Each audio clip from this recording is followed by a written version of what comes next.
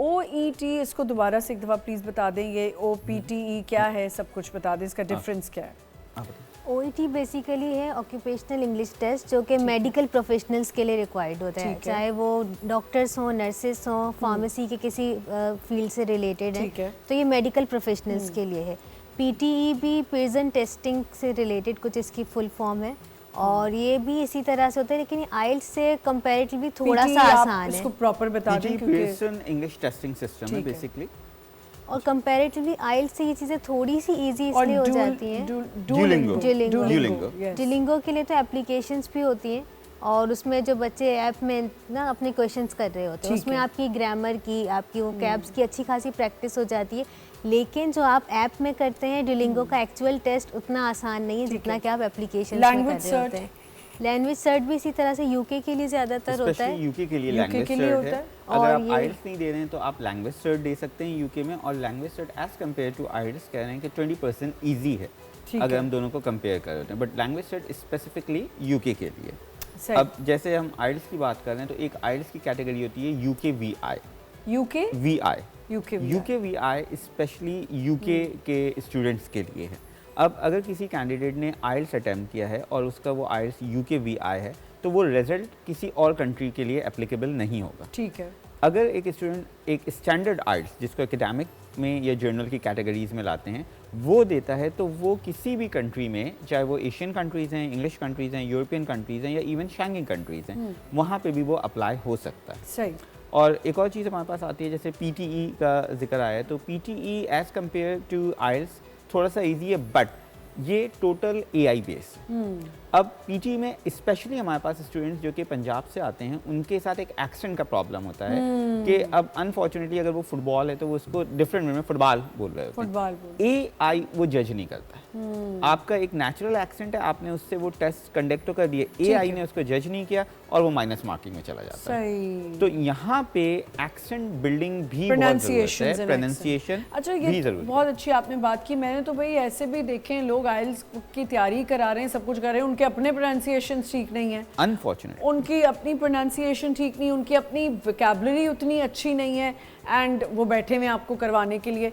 Immigration में ये मसले होते हैं, ये वाले इमिग्रेशन के अंदर बड़े मसले हैं, क्योंकि लोगों के साथ जो स्कैम्स हो रहे हैं, तो क्योंकि इमिग्रेशन कंसल्टेंट्स मैंने जैसे आपको बताया कि बहुत ज़्यादा जगहों पे बैठे हुए हैं, कराची में भी अच्छे खासे कंसल्टेंट्स हैं, तो मसले होते हैं लोगों के लिए। लेकिन हर एक के लिए मैं हमेशा से जो टिप्स बताता हूँ कि उनके लिए ज़रूरी है कि वो लोग लाजमी जो कंसल्टेंट्स को विज़िट कर रहे हैं, उनकी नॉलेज बैकग्राउंड, उनकी सक्सेस स्टोरीज़, उनकी वेबसाइट्स, उनकी तमाम चीज़ों से जजमेंट करके, और वो देख सकते हैं कि ये क्योंकि ये करियर गोल है आपका।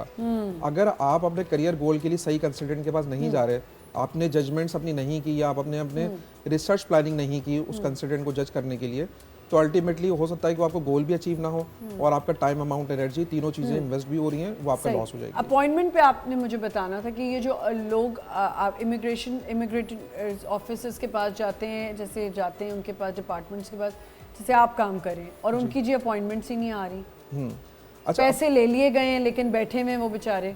अच्छा, जहाँ की अपॉइंटमेंट्स नहीं आ रही तो वहाँ पे क्लैरिटी वेबसाइट पे एक टाइमलाइंस मेंशन है। जैसे अगर हम अपॉइंटमेंट की बात करते हैं US की विजिटर वीज़ा की, तो इस टाइम पर सितंबर 2025 का अपॉइंटमेंट मिल रहा है, तो डेफिनेटली ज़ाहिर उसको 8 से 9 महीने उसको वेट करना पड़ेगा। इसी तरीके से अगर आप जर्मनी की बात करें स्टूडेंट वीज़ा की, उसके अपॉइंटमेंट के बहुत इशूज़ हैं। लेकिन यहाँ पर प्रॉब्लम कहाँ पे आ रही है कि जो इस्लामाबाद एम्बेसी है और जो कराची काउंसलेट है, दोनों में भी बड़ा डिफरेंस है। हमारे पास जो कराची के क्लाइंट्स हैं वो अपॉर्चुनिटी कार्ड के लिए हों या किसी भी वीज़ा के लिए, तो वहाँ पर हमें अपॉइंटमेंट का इशू नहीं होता। लेकिन इस्लामाबाद से एक लंबा क्यू लगा हुआ है, और अपॉर्चुनिटी कार्ड के लिए इस टाइम पर 7,500 लोग वेट कर रहे हैं इस टाइम पर, जब से जून 2024 से प्रोग्राम स्टार्ट हुआ है। तो अपॉइंटमेंट की बात आप बिल्कुल सही कर रही हैं, लेकिन उसके कहीं ना कहीं कॉन्सिक्वेंसेज भी हैं कि उसके फैक्टर्स हैं, क्योंकि जहाँ अपॉइंटमेंट के इशूज़ हैं, इट मीन्स कि वहाँ पे फ्लो बहुत ज़्यादा है, वो वीज़ा बहुत आसानी से मिल रहा है। एक और वीज़ा आया था जिसमें एकदम से अनाउंस हुआ था, कनाडा का वीज़ा, कि आप विजिट वीज़ा पे आके यहाँ काम कर सकते हो, और अमेरिका के लिए भी आया था, उसके बारे में थोड़ा बताएं। वो कुछ था ऐसा? जी जी बिल्कुल है, और बल्कि अभी वो फरवरी 2025 तक वैलिड भी है। अच्छा, कर सकते हैं काम? बिल्कुल कर सकते हैं। मैं विजिट वीजा लूं, मैं काम कर सकती हूं? बिल्कुल, फरवरी ये अनाउंस किया था उन्होंने, 2022 में स्टार्ट किया था, खत्म है जब, हाँ, जब कोविड के बाद से उन्होंने प्रोग्राम स्टार्ट किया था कि आप विजिटर वीजा पे आके जॉब भी सर्च कर सकते हैं, और चाहे तो वो वर्क परमिट पे कन्वर्ट भी हो सकता है, जिसकी वैलिडिटी उन्हें जो मतलब फरवरी 25 की रखी थी।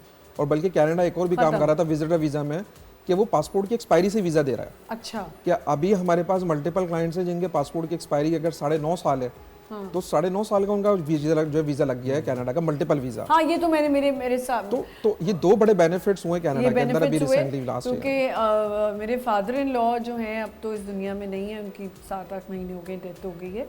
तो उनका ऐसे ही था, उनका 10 साल की वैलिडिटी थी तो उनको वीज़ा भी उतना ही मिला और आंटी को नहीं मिला क्योंकि उनकी पासपोर्ट की वैलिडिटी इतनी थी। तो ये तो अच्छी बात है। कुछ लेवरेज दिया था, यही चीज़ ऑस्ट्रेलिया की इमिग्रेशन ने भी किया था, क्योंकि ऑस्ट्रेलिया के जो बॉर्डर्स थे, ऑस्ट्रेलिया वाहिद कंट्री था जिसने अपने इमिग्रेंट्स, अपने सिटीजनशिप जो उनके लोग थे, उनके लिए भी उन्होंने बॉर्डर्स क्लोज कर दिए थे।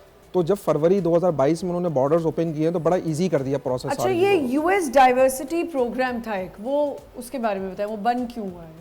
अच्छा, यूएस डाइवर्सिटी प्रोग्राम एक टेस्टिंग या कहना चाहिए उन्होंने एक प्रोग्राम स्टार्ट ज़रूर लिया था, 1.5 साल चला के उन्होंने एक दफ़ा अपॉइंटमेंट्स भी उसके दिए, लेकिन चूंकि उन्होंने वो बड़े हाई कैलिबर लोगों के लिए रखा था, वो उन लोगों के लिए रखा था कि जो नेशनल अवार्ड होल्डर्स हैं, जो रिसर्चर्स हैं किसी भी अपने कंट्री के, या उनके पास हाई अचीवमेंट्स हैं, एक्स्ट्रा ऑर्डिनरी पर्सनस हैं।